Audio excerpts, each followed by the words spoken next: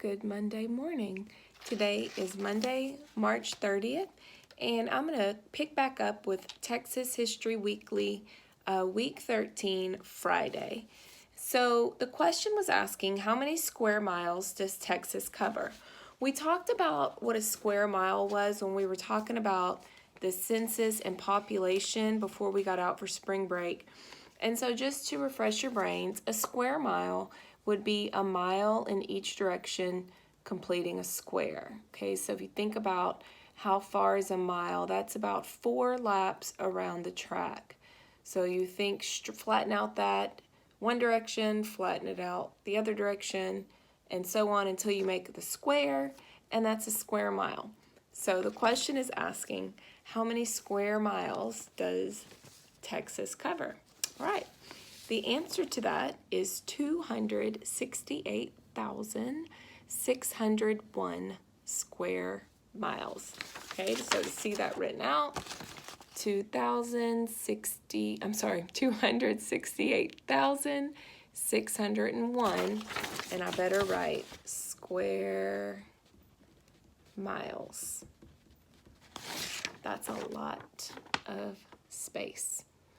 All right, so go ahead and take out your weekly warm-up for week 14. This is what we're going to be working on this week, so if you need to pause and grab that, go ahead and do so now.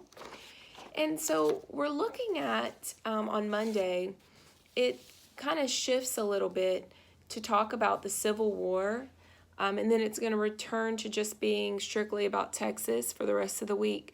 But we are kind of moving into the part of our social studies where we're talking about the Civil War. And the Civil War is when our country was at battle with its own self, the North versus the South. And so today we're talking about 4 causes, what caused that to happen, what caused our nation to divide against itself to the point of a war. So our first cause for the Civil War is, the states' rights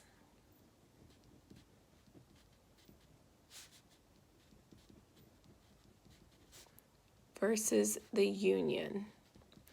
Now, we're going to cover this in more depth later, so I'm not going to spend a whole lot of time talking about each one. But basically, we had our current states, our 50 states, and then we had what like a little organization of other states called the Union, okay? And they had a lot of disagreements about their rights. What they could do is just states on their own, and then what the country itself wanted everybody to be doing the same thing. So number 1 is states' rights versus Union. Okay, our second cause was slavery. Okay, you had some states, primarily in the South, very much for slavery, and the northern states were very much against slavery. So we've talked about that some, but all you need to know for today that was one of the major causes of the Civil War. Number 3 was because of Abraham Lincoln, our president. Make sure you're capitalizing your proper nouns. Abraham Lincoln, and again, we're going to be talking about each of these in depth in the weeks to come. Oh, Honest Abe, Abraham Lincoln. And then our 4th cause was, industry versus agriculture. Okay, so if you remember when we went to Ag Day, our field trip at the Expo Center, we learned about everything that is agriculture. Think about all the different people we visited. Okay, Mr. Tony Dawson with the horseshoeing. We found out all the things that were made from beef.